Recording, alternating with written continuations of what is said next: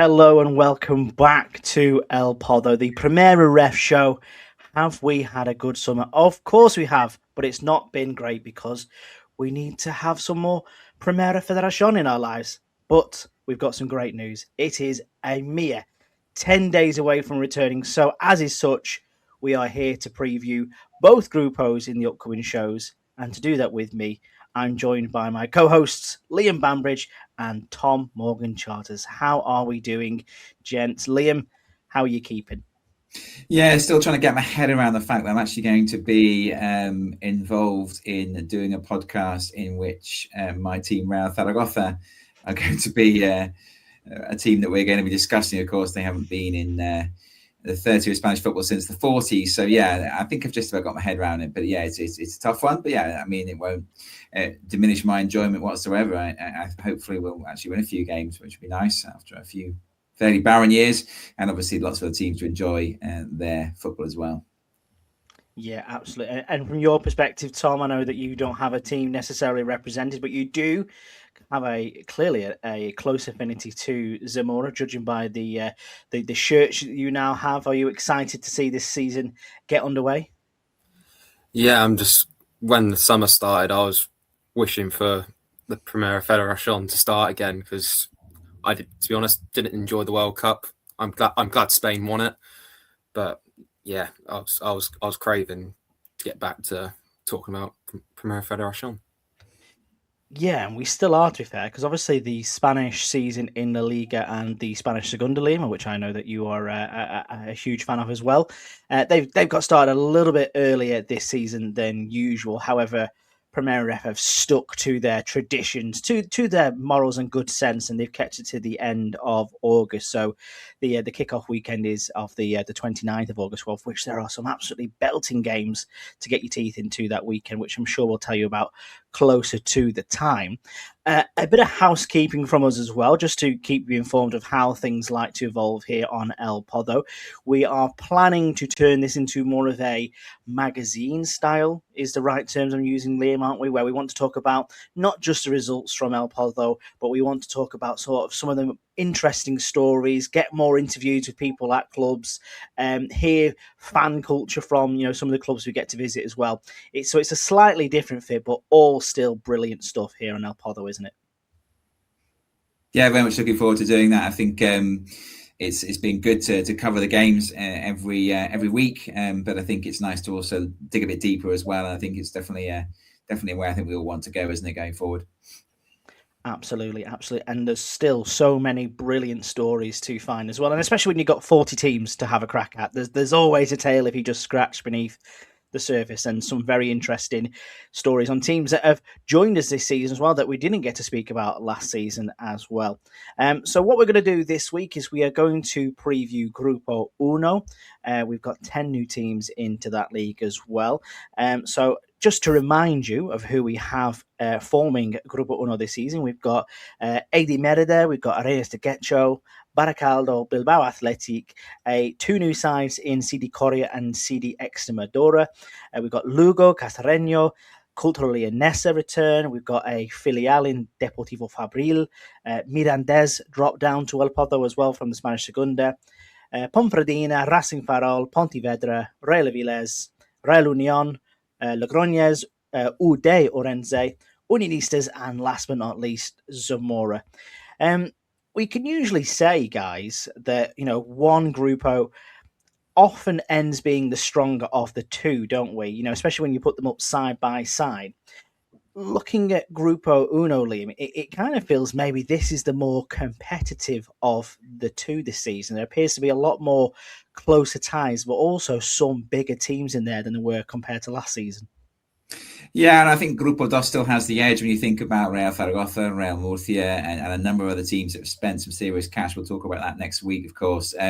So I do think that Grupo Uno is probably going to be the tighter of the groups. I think there are a group of teams at the top of Grupo Dos that might well pull clear. I think Grupo Uno will be, when we say more competitive, I think perhaps there'll be less distance between perhaps the top and the middle and the bottom, so to speak. But yeah, I think the other group is stronger. And I think there are a few teams who looked at the group and thought, because this group is perhaps slightly less strong, then maybe if we spend a bit of cash, then we're really going to increase our chances of getting out of this league. Yeah, definitely. And I think a big part of Grupo Uno last year was having, a behemoth like Tenerife drop into league, Tom. It kind of meant that we were all pointing our eyes to, an early champion, essentially, and that did prove to be the case. I think there are still examples of this this season, but I think I agree with Liam. It does look slightly more competitive that, we could have a surprise winner, couldn't we? Yeah, I'd say I totally agree. There's the quality of the teams that we got is quite a short gap between them, especially up the top. So I don't think we're going to have a runaway winner. Really, it's going to be quite tight until the last day of the season. And in my opinion, down the bottom when we come to it, there's going to be the newly promoted side is going to probably be in it, and maybe a few surprises in there as well. Yeah, I think, like you said, we've got to remind ourselves sometimes that we have this huge trapdoor in Primera Federación where 5 teams go down. So you will certainly look to cover that in the later part of the show. But for now, let's keep the good times rolling here, because as with every preview show you'll listen to in Spanish football, we have to look at where the excitement is going to be, and that tends to be around the promotion contenders.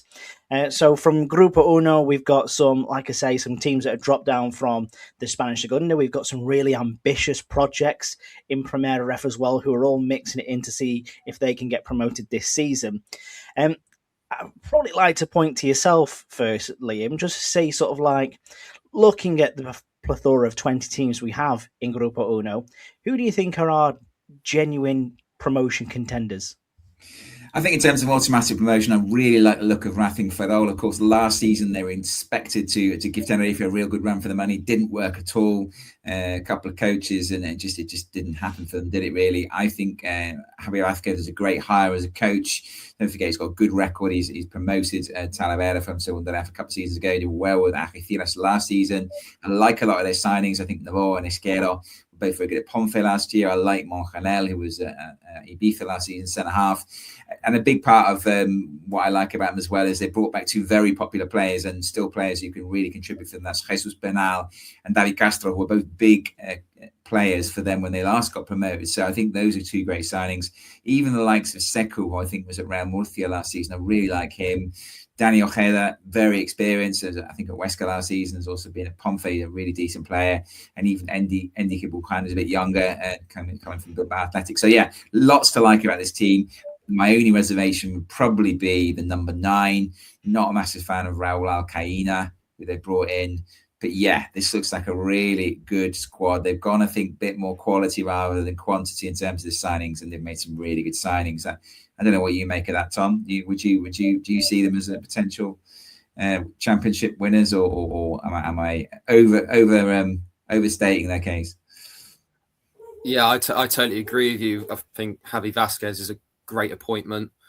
Hopefully he can replicate what he did, especially at Algeciras, playing with powerful, pacey and intense wingers, which was quite fun to watch. I agree with the Sekou signing. He can fill in multiple positions in centre field, or even playing in the back 4. And with the experience of Danny Ojeda, who I think will thrive at this level. And also, like yourself, I have doubts about their number 9 position with Raul Alcaina leading the line. He's never got into double digits, and only twice he scored more than 5 goals. But you're going to love who I'm going to suggest who should be in that number 9 position. That was former Hercules player Unai Rapero, who played in that false number 9 position. The times that I saw him, I thought he was brilliant. He was a good reference point, and hopefully he might be in with the goals this season. And like you said, with the players that they've signed, he's got the quality around him, and who knows? Yeah, I'd have to agree with you both there that, the ambition and the signings this season, not to say that we were bad last season, but obviously last season ended up being very flat for Racing Ferrol. And I think there is an acknowledgement that they were very disappointed with the way the season went, considering that, we had them up there competing with Tenerife for an immediate return. I'm sure again that they are hoping, at the second chance of asking, they can be a lot more competitive this season. Another side that I think is definitely due to be up there and tends to be the case when teams drop out of the Spanish Segunda is Mirandes, and I find them a very interesting case as well. And Liam, I know that you'll be able to help me with this. Previously in the Spanish Segunda, they were known for loaning, very exciting young talent. I recall the likes of Riquelme a few seasons ago. They've obviously had Panicelli, for example, on loan from Alaves, who's moved on to Strasbourg, and that was how they survived. This season, they've had to go through basically a complete squad rebuild, and they've not been able to rely on, too many of those loan signings in Primera REF. 15 free signings, 3 loans at this time. What do we think of this business, Liam? It's quite different from Mirandes, but still quite ambitious, isn't it? Yeah, I suppose what we could say about this is that they probably can't get all those loan signings anyway, can they? Because the whole attraction of sending your young players to them was that they were in Segunda, perhaps Primera REF. You'd leave them in your own filial, for instance, or you might alternatively find another team to loan them to. So yeah, it has been a complete change of structure in the way they've gone about their business. As you say, the entire squad is free transfers, but they've signed some really good players. I mean, I do think that they're a really good shout, to be honest. To be right up there. They've signed not one, but 2 quality keepers. They've got Jesus Ruiz and also Edgar Badilla. I don't know how they're going to decide who the number 1 is. Aguirre Gaviria, I should say. was powerful. Was Zaragoza last year, really good right back. One of the few things that was good about Real Zaragoza's 25-26 season. They've signed some centre halves, Alan Barry, Pedro Rodriguez, Joaquin Fernandez. They all played. They weren't first choices, didn't play every week for their teams in 25-26, but they were all in Segunda. Markel Lozano, I know Tom is a big fan of his. He was at Zamora last season, central midfielder. And of course, Unzueta up front, scored 11 goals, and Lugo went great last season. The only reservation for me about this, Nick, is Unax del Cura, who was really good from the second half of last season. They've had to let him go because they're going to have to pay his clause. That's how it works in Spain. 750,000 though. Could they possibly spend that money in the next couple of weeks on a few reinforcements? If they do, then they're only going to get stronger. And I really like Ancho Muneta as the coach as well. He's a good coach. He's Milanese through and through. He's been there for a few years, well liked by the fans. This looks like a side that's going to be right up there. I don't know what you think, Tom. Would you agree with that? I'm sorry to be boring, but I agree with you, Liam. I thought they were very unlucky to come down to us, especially on the last game of the season against Leganés. And even like from January onwards, they looked like they sort of got themselves back into it after being rock bottom pretty much for the whole of the season.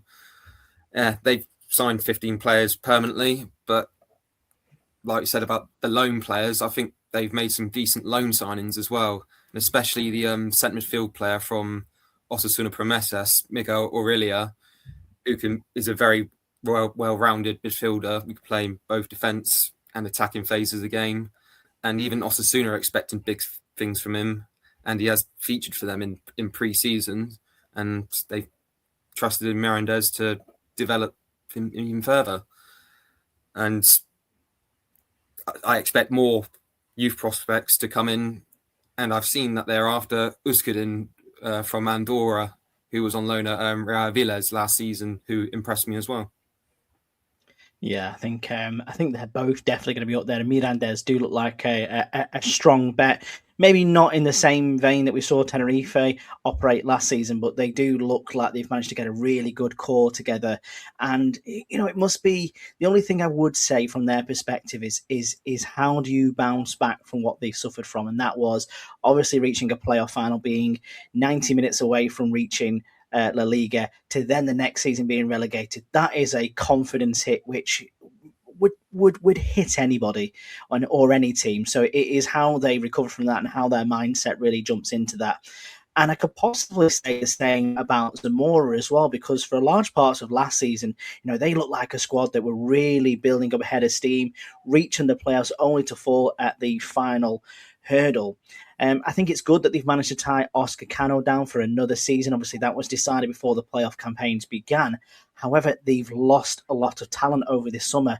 We're talking Kiki Marquez back to Extremadura. We've got Fermin Sabron to Logroñez. We've got Josh Farrell, who didn't feature loads, but he's still a great squad player. Mika Cadena has come up to Sabadell and, is looking to perform admirably in the Spanish Segunda. Liam, do you think they've strengthened enough after losing so much of that core squad, which made them so enjoyable to watch last season? Well, one player I really like, kind of signed from one of those Club de Getzo. I'm a big fan of his last year. Hidalgo, the midfielder, he's a really good player. But no, I am worried about them. I hope I'm wrong. I really enjoyed my time there. Although it was a short time there, I really like the feel of this club. I feel like it is a club that wants to go places. But I feel like, as you said, it's kind of like, Milan has this whole new set of players, but it does that sort of air of, despondency hang over the club, despite the fact it's a totally new set of players. With Zamora, I feel like the momentum was there. I felt like last season was their chance. And they didn't take that chance. So we're very, very close, but they didn't. And I'm just not sure, although they still have a good sense of momentum going forward, I suppose they've certainly improved, year on year in Primera. I don't see a squad there that's better than last year's squad. And I just feel like they're not going to be able to repeat. I don't know. Maybe that's, as I say, I really hope that doesn't happen because I'd love them to push on and consolidate what they achieved last year. But for me, I don't see a squad there that's going to do that. I don't know what you think, Tom. It's not just because I'm wearing a Zamora shirt, but I wouldn't rule them out. Yeah, I do agree that they've lost some standout players from last season, like the strange departure of Abde to Libya. Yeah, I'd say I'm not overly fussed about the departure of Fermin Sabron. He was good, but not to levels of the likes of Danny Martin of Tenerife and Diego Fiorelli, our favourite from Sabadell. But I thought his height sort of seemed to let him down on occasions. And they've seemed to replace him with Ike Piedra from Lugo, who wasn't their first choice.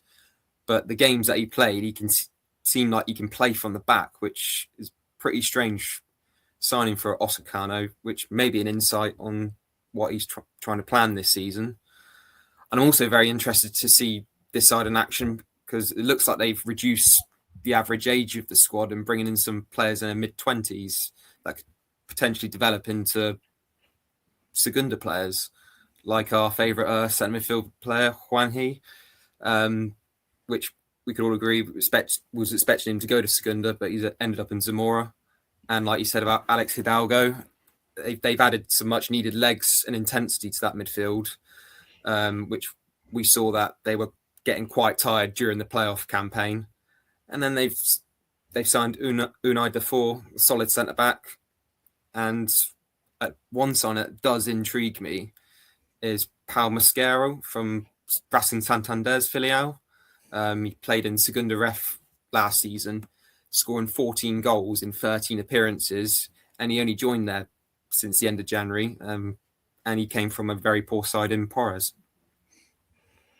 Yeah, well, obviously we expected you to obviously be backing Zamora, Tom, as the man who has the keys to the Estadio Ruta de la Plata and a much admired man in corners of Zamora as well. But I do buy what you're saying there, and I think that midfield partnership that we were just discussing with Hidalgo and Juanji sounds really, really exciting as well. So maybe you know what? He's kind of got me second thinking about it again now. He makes a persuasive case there, doesn't he? I'm thinking, I'm not so sure now. We maybe need to put them into our playoff contender considerations now, because like I say, I was of your frame of mind as well, Ian, that maybe they would just miss out mid-table beckons, but Tom's brought me back around. He's brought me on side. But for the rest of them, Liam, anyway, who do you think is going to make the playoffs this season then as a roundup? Yeah, I think that's the thing, isn't it? When I look at the teams I've picked in this section, and let's not forget that, I've got Milanese and I think Ferrol's one of those is going to be in the playoffs, if I'm right about those being the top two. And then I look at these three sides, perhaps just not all at once, but let's look at it one by one. Let's start with Ponferradina. They have lost some really good players. Obviously, Andres Prieto, Anthony Lopez, the left back, and of course, Esquerra we mentioned has disappeared. Even likes of Kate and Frimpong have gone as well. But they have some pretty decent players, and I like some of them slightly more under the radar signings. I really like Ayman Jalbat, who was at Orense last season, centre half. Sergio Nieto was an excellent left back, but for some reason, having done really well at Zamora, wasn't played at Alcorcon. He's a great sign, a great replacement for Andoni Lopez. The wingers, of course, I'm excited by one of them. Munoz, of course, was at Deportivo Guadalajara last season. Great to see him staying in Primera RFEF. Kike Alabari, who was at Real Avilés Industrial, I thought slightly underused.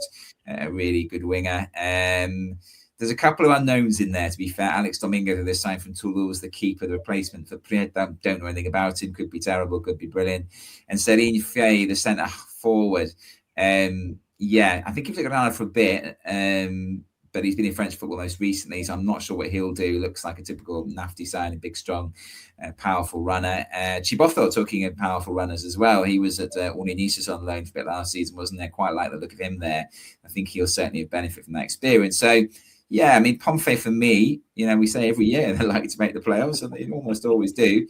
And I don't see anything from this side. And, of course, being well coached by Nafti as well doesn't suggest to me, although they've had some big losses, I still feel like they're probably going to finish top 5, if I'm honest. And I don't know what you two think. Yeah, I'd have to agree with you. I feel like there's a bit of a feel-good factor around Pompey as well, whereas this time last season there was maybe a bit of an era of uncertainty, and I point to us the pictures that Chris Pigeon sent us of his trip there recently to watch them in training. It does look like they are building up a head of steam, don't they? Tom, do you agree? Do you think Pompey are going to be up there, and could they possibly make it third time a charm? Yeah, for me, they just miss out on the automatics. I was toying with them to be up there, and Mehdi Nafti, for another season, has got to be the signing of the season, I think, especially with those lovely yellow Munich trainers that I like that he wears. Yeah, I'm quite happy with what they've brought in to replace those who have departed, and I'm going to make a call that I think the squad is better than last season's, especially looking at those like wide players. Like, they're going to be a totally different animal, and I'm here for it. I was really scratching my head, wondering why Raul Villas didn't give Kekala a decent chance last season. He was the sort of player that I'd thought Jesus Vasquez would have kept around, because he's an ideal winger for them, powerful, pace, and he looks like he's not afraid to have a go at goal from the games that I saw him play last season. So yeah, Pompey is definitely getting me in those playoff places. No, it sounds good. And Liam, just to round us off then, because like you say, we've come this far now. We might as well get your full predictions. Who else are you sticking in there in the mix for a playoff picture? Because like I say, there's always some surprise packages, aren't there? Yeah, I mean, the next one isn't such a surprise package, in the sense that last time they were in Primera RFEF, they did really rather well, and that's Cultural Leonesa. I think the squad's a little bit skinny at the moment, but they have signed some good players. I think the keeper, Mikel Pereira, won promotion with Racing, if I remember rightly, and also played in Segunda. Two good fullbacks. I mean, Pomares was awful at Real Zaragoza, but he was good at Real Oviedo before that. I'm sure he hasn't completely lost it. He's probably just a victim of the usual boo boys at Zaragoza getting on his case, and then he just kind of lost interest. Iago Lopez, this signed at right back, very steady at Lugo last year. Pedro Benito, I don't think he's at his very best. I think he's had better seasons in the past. I'm not sure he's going to relive that level, but he's still not bad. Danny Capo is a little bit of a punt, because he's kind of one of those at Sporting who you really feel should be playing regularly in Segunda, but hasn't really done it on a regular basis. But for me, Primera RFEF, if he could find his feet, it could be a massive signing for them. Of course, you've got Anton Escobar up front, who was the main goal scorer when they were promoted to Segunda 2 seasons ago. And Jandro as the coach, liked him at Amore Bieta, not so successful at Cartagena, but he will make them difficult to beat, I think. They won't necessarily be incredibly attack-minded, I don't think, but I think they will be a very effective side. And yeah, I think they certainly deserve a mention as a potential player. So I don't think they'll win it this year, but I think they might well be top 5. Yeah, definitely. Tom, do you agree with that, or do you have anybody else up your sleeve for a promotion place?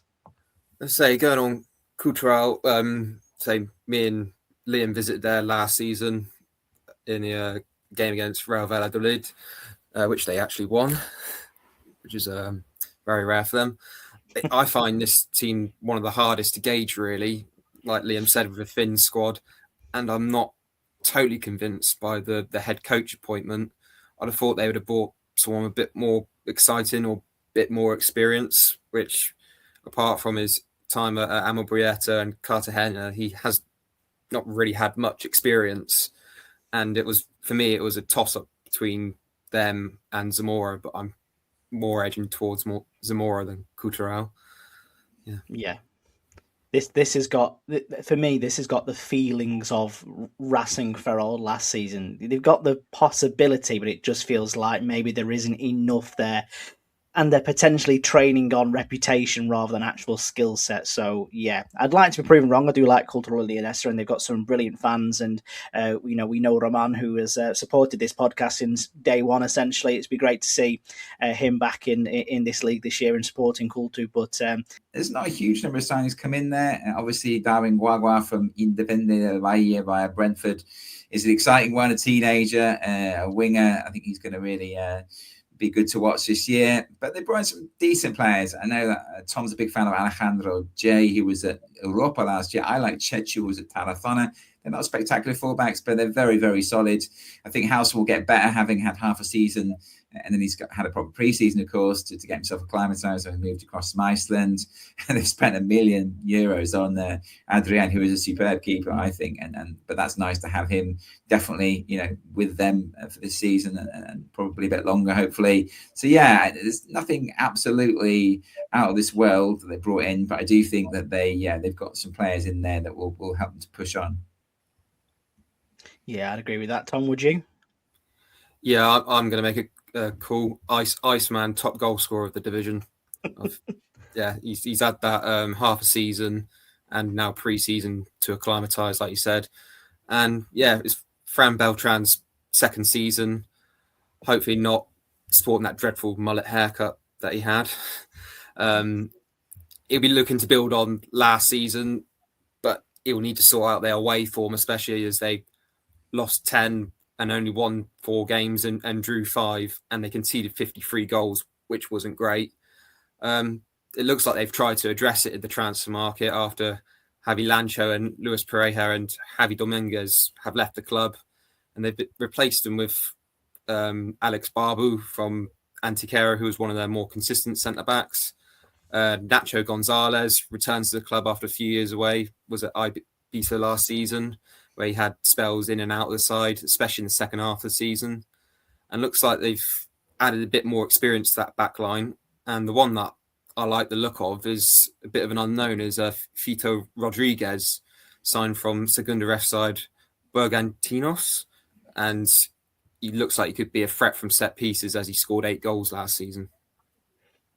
It all sounds rather positive in Merida. And like I say, the first time, if I'm right in saying that they've managed to pull on that link they have with Brentford being part of the same ownership group under Matthew Benham, I imagine it definitely won't be the last either. And you can definitely maybe see that link where they want to get the Spanish-speaking prospects into Spain to get them up to speed there as well, won't they? So I imagine that he won't be the last.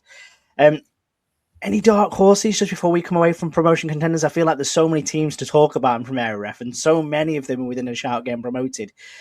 I made an outlandish claim last season that Depor Guadalajara would finish 5th. I was unfortunately proven to be wrong, and I still mourn to this day that happened. However, are you guys prepared to put any dark horses on there who might get into the playoffs, or maybe even promotion to the Spanish Segunda? Yeah, I think there's one that stands out for me initially, although they've got a long way to come from where they were last season. And that's Real Aviles Industrial. I think they made some really shrewd signings. I think it's clearly invested some more money in this squad this year. Having survived last year, they're trying to build on that. Iglesias' coach, I think, he's a good coach. I like Álvaro Ratón. He's an experienced keeper. I think he was at Orense last season, and he's not bad at all. He's in his early 30s, and he'll be good for them in goal. Escoruela and Mahicas were both at Europa last year, really solid left back, and then Mahicas, for me, a good centre forward. Obviously, I'm delighted they've signed a couple of Guadalajara players. Not totally convinced by Samuel Mayo, but I do like Nesquez very much. I do think Sierra was very good at Arenas de Queto last season. I don't know about how they compensate for the goals they've lost. They've lost both Kevin Bautista and Javi Cueto. Between the two of them, they scored quite a few goals for them, but Maiga should help with that. And of course, they've kept Santa Maria. So it's a long way for them to go from being looking nervously over their shoulders to being a playoff contender. But we're looking at dark horses here. If I were going to have a punt on a dark horse, I think Real Avilés Industrial would be very near the top of my list. Yeah, definitely, Tom. Are they registering your dark horses prospects, or have you got maybe someone else in mind? Yeah, yeah, that was my first shout as well. Real Avilés. There's something seems to be cooking up there. It looks like they've assembled a squad to have an assault on the playoffs. Once again, I'm not overly fussed about the departure of Kevin Bautista, who on his day can produce a moment of magic, but the majority of the time I felt like the team had to carry him last season too often. And yeah, it's a little bit disappointing that Javi Cueto, the super sub with his goals, has departed. But and also, like a player that we mentioned earlier, Kekala, I don't blame him for leaving due to the lack of opportunities. And the final one that I'm also sort of disappointed with is the old warhorse in Baban, who was probably one of their best players last season, but he's gone to help out our friends in Guadalajara. But apart from that, I reckon they'll be challenging up there for those playoff places. Yeah, definitely. What a great move that is for Batman, and such close proximity for us to go and witness him once again to Madrid Airport as well. I want to point out a new team from the Rioja region, Ude Logroñez. Their business has been pretty good this summer, and some recognisable names that I know that we've waxed lyrical on about on this podcast before. And as well, let's remember this is a pretty big football club this level, despite the fact that they were promoted last season. Liam, what are your thoughts on Ude Logroñez and their prospects for this season? Yeah, the tricky thing here for me is that obviously I didn't watch a lot of them last season. I think they've kept quite a few players from that squad last season. So it's a bit of it's like one of these teams you're tipping, but you probably don't know about half the players. But so we can only really go, I suppose, accurately from the players they brought in. So, but I agree with some height issues at times seem to run him out, but he is a pretty solid keeper, I think, overall. Fabala was very good in central midfield for Ernest Getcho. I thought Maroto is one that really interests me. He was at Real Valladolid. A lot of people saying he should have had far more minutes with them in Segunda. He's been moved on to Logroñez for this season. I suppose the big question mark is, of course, Baselga up front. But, he didn't really work out all that well at Nastic. But generally, his record in Primera is very good. Of course, we've got your friend of mine, David Amigo, is there as well. So yeah, I like the 4 or 5 signings that I know something about. So this is more of a punt, I would say, than Real Avilés Industrial, because I don't know an awful lot about the remaining 2/3 of the squad, and a few of the other new signings I'm not quite sure about either. But yeah, there's some promising signs there. When I look down the list of teams, and again, this is a dark horse, isn't it? We're not talking about a team that we're necessarily nailed on for top 5 or 6, but I think they've got a chance of being up there. Yeah, I'm going to refrain from maybe putting my mortgage on it like I did last year with Depor, but I do like the look of them. And obviously, just being able to keep the saying, your friend and ours, David Amigo, is well worth keeping an eye out for Ude Logroñez this season. I'll just pause it there just to see, because Tom appeared. Right, well, if I was to ask you both to stick €50 on as a bet, who's going to win the league this season? Liam, who are you going for? I'm going for Mirandés.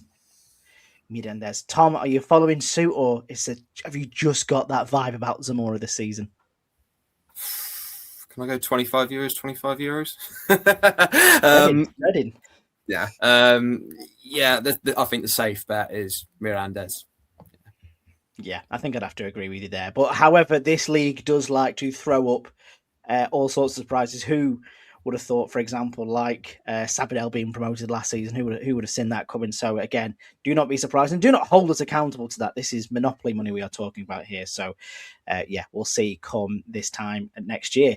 And next bit I really want to focus on, as much as I really want to jump straight to maybe the relegation candidates, there's a very unique story in Grupo Uno this season, and it's kind of around what I often refer to as Spanish football's forgotten frontier, and that is football in Extremadura. So obviously we know a lot about Merida. We've been covering them for a few seasons now, and they've got a very fantastic history. We had Cacereño with us last season as well, which made it a lot more interesting.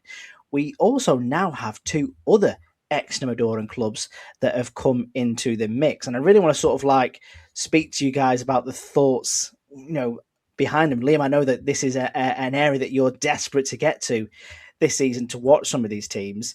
I look at AD Merida, for example. We've just spoken about potential promotion prospects, but Cacereño obviously just about survived last season. They've had plenty go through the exit doors, including one of our El Pozo favourites, Ruben Sanchidrin, who's gone to Gimnastic Segovia. You can see him in those fantastic Macron kits that they have. And we'll just miss that moustache, won't we, Tom? I know that you do you sport that out of solidarity with him? Is it a fan statement thing? Is it admiration? We noticed a lot last season, didn't we, guys, that we really enjoyed their approach to football, their possession-based football, but they really lacked a goal scorer, which essentially really hampered them. Do you think they've managed to do enough business this summer to address that issue? And do we think we're going to see a stronger Cacereño this season, Liam? No, I don't. I think I have these down as one of the strugglers, I'm afraid. They've signed Usama Chit, haven't they? Now, he only scored 4 goals at Antequera last season. He wasn't a regular starter, so I suppose you can't judge too much into that, I suppose. But yeah, I don't like the look of the business overall. I don't see a team. It's a team that lives very much within its means, and so they should. But I don't see anything that really excites me there. I think it's going to be a tough season for them, if I'm honest. Yeah, Tom, do you agree with that? Do you see something in Cacereño that maybe means he would survive a bit more comfortably, or do you think it's going to be another season of looking over their shoulder? I think it's going to be another season looking over their shoulder, and I think it's going to be the same for one of the other teams that I think we'll speak about as well. Yeah, because obviously we've also got the 2 promoted Extremaduran clubs as well, and I think the one that you're referring to, Tom, we'll come on to in a second. But see the Extremadura, Liam, they've managed to retain their manager, David Rocha, who's also managed to keep a decent core of the promoted squad together. They've shifted the legendary Juanmi Calajon off the pitch onto the side of the pitch as well. He's joined the backroom staff. They've had a return of Quique Marquez, who obviously played for them about 4 or 5 years ago now, who seems a bit of a marquee signing at this moment in time. They brought in Sergio Molina from Talavera. There's Edu Sanchez, who's had a pretty decent season with Antequera. And I'm really excited to see how Iker Burgos comes on, because despite him playing for Almeria Bay, a couple of seasons ago, he hit 20 goals for Torremolinos in a promotion campaign, so he seems to have an exciting streak about them. They've obviously gone back-to-back in terms of promotions. Can they keep up that momentum this summer and this season, Liam, and maybe bounce straight through to the Spanish Segunda? Very difficult to judge, isn't it? It's a little bit like Logroñez here in the sense that, yeah, we like the look of some of the signs they've made, and perhaps, the likes of, you say, people like Molina and Sanchez aren't necessarily players that will make people stand up and take notice. But yeah, I do like lookers. I don't think they're going to struggle. I think they'll be comfortable. I don't think they're going to be troubling the playoff picture, but you never know. Again, momentum is with them, isn't it? 2 promotions, you say, in 2 years. Could they push on from that? I wouldn't completely put it past them. I think we'll perhaps know a lot more after sort of 6 or 8 weeks in terms of where they're at. Yeah, and let's not forget as well, this is a as much as they are in form of a Phoenix club, aren't they? They are a massive club with a long history of success, Formula Liga side in a different guise. So again, they're a very interesting prospect to have back in this division. And the other Extremadurian team that have been promoted with them, CD Coria, who, until you alerted me to them, Liam, that they were basically on the verge of being promoted, I must hold my hands up. I'd never heard of them before. Surprise package in the promotion race last season from a town of just 12,000 people. Tom, I know that you've got some very hard and fast feelings on their Macron kits this season. We were quite split on this. They're a very unique prospect, aren't they, Tom, this year? I can't really gauge how they're going to get on. Yeah, say with the Macron kits, the home shirt looks terrible, really, with the 3 buttons and the Macron logo just underneath. But I really do like their second and third kits. They look a lot better than the home kit. I think they're going to be one of those clubs that are going to struggle. They need to be smart in their recruitment, getting value for money, and also getting in players that may not excel but will do the job. Their top goal scorer from last season, Domingo Umber, he's gone to Pontevedra, but he only scored 9 goals, and they shared the goals around, but there was no one standout really apart from him. I think they got to have a look at what Teruel did last season in Grupo Dos, not scoring many goals, but being competitive and being hard to break down. Yeah, it's interesting that you draw that comparison as well, because my concern here, Liam, and I know how much affinity you've got for Tarazona as well, but we've seen teams that come up to Primera Federación who are by I don't want to be disrespectful, but by smaller means is possibly the way we describe it. They don't necessarily have the huge gates that some of the other teams in this league have, or certainly opportunities to sponsorship. So the toughness and the cost of being at this division can often be, quite a struggle for them. Do you think CD Korea have to be quite cautious this season with how they're spending their money, how they approach games? Do they need to make their home stadium into a bit of a fortress in order to survive? Yeah, I think Tom's given a great comparison. They were Teruel last year. I think that's exactly what they need to try and do. I mean, we think this might be one of the lowest budgets a team has ever run off in Primera Federación from what we're hearing. And yeah, we only have to look at Tarazona, who sadly are no more. They've literally disappeared as a club based on essentially spending money or trying to spend money that they didn't have in Primera Federación, very similar sized town. Of course, Alentejo is another example of that, where the team is now in Tercera Ref, has been relegated once on the pitch and then has barely managed to even scrape into fifth-tier football, with a lot of question marks over them still. It's a wonderful league. We love it. But for small teams like this, financially, unless you've got a massive rich person behind you or a rich company behind you, it is potentially ruinous, literally ruinous in the case of Tarazona. And I think Corey have made it quite clear that we are not going to jeopardize our future just to stay in this league. If we have to drop down again, then so be it. We're going to give it a good shot. We're not going to spend nothing on it, but we're going to be very sensible in how we spend our money and just hope that that's enough, and the spirit that we build amongst that set of players is enough to keep us in the league. Yeah, I think I definitely agree with you on that one. And like I say, there are lessons to be learned, and I think teams are starting to learn those lessons as well. Well, speaking of the trapdoor, like I said at the top of the show, there are 5 places in each grupo that represent a relegation spot. So the chances of being relegated are essentially 25% compared to other leagues with maybe less jeopardy. Are any of the new sides in danger of going down straight away, Liam? I know you've obviously just referred to CD Korea and them sort of openly admitting that is a possibility, and they're not, betting the house on staying in Primera. Is there anyone else that you think maybe is in jeopardy of falling back through to Segunda Ref?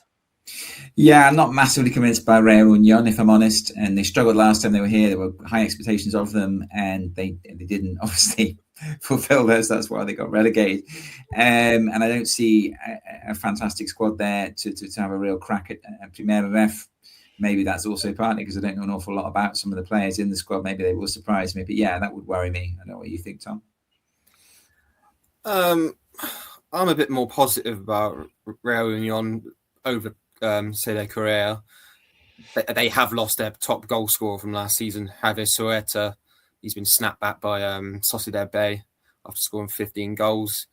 But they have brought some players with La Liga and Segunda Division experience, like Merquilenes, 31-year-old left winger who spent last season in Hong Kong, but he's played for the likes of Mirandés, Eibar, and Real Sociedad. And also quite like the sign of Aitor Galaza, who was at Baracaldo last season. He only scored, I think it was about 5 goals last season, but he looked like a handy, decent player coming off the left.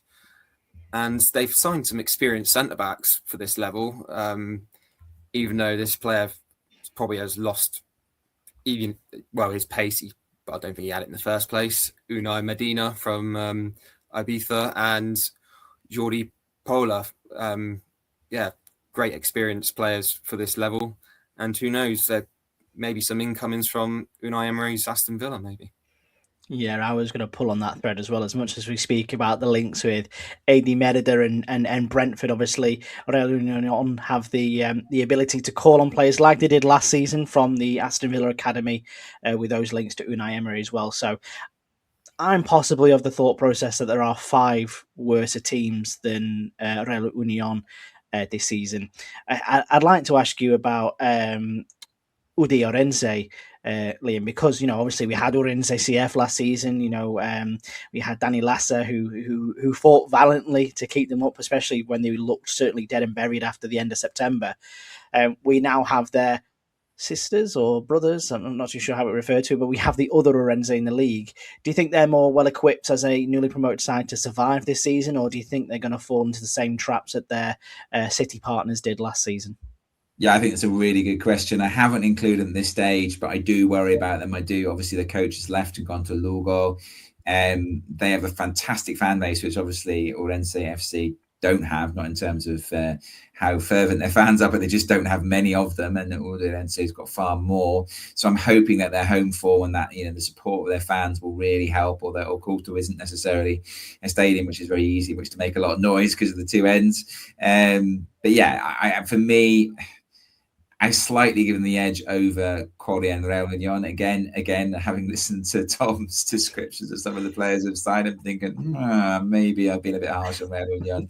But yeah, they certainly are a side that for me will be at best, looking nervously over their shoulders. I can't see them being any more than about 12th or 13th at best. Yeah, and if I was asked you to nail on, I know it's difficult to do, and I think last year, to be fair, Liam, you were quite there with your relegation. You were quite there. It was you who were quite there. Oh, right. Well, I'll take some you credit did the then. predictions, and I think we struggled at the top end, but at the bottom, I think you were quite accurate. Yeah. Oh, that's not too bad then. Well, who would you put in that sort of bottom 5 picture then? If I was to ask you today, who would you see down there? And you don't have to do 5 necessarily, but just sort of as a warm feeling. Yeah, I'm kind of potentially moving Real Union out of the bottom 5 now, but no, I think they still are going to struggle. I think Ernesto Getxo and Cacereño, both teams facing up to the demands of a difficult second season. They survived last season. Ernesto Getxo certainly overachieved, but they've lost nearly all of their best players. They've had to start all over again. I worry for them, I have to say, although, we'll see. We don't know a lot about the players they brought in, apart from, of course, Cortés from Ponce, who's a really good signing, I think, really promising young player.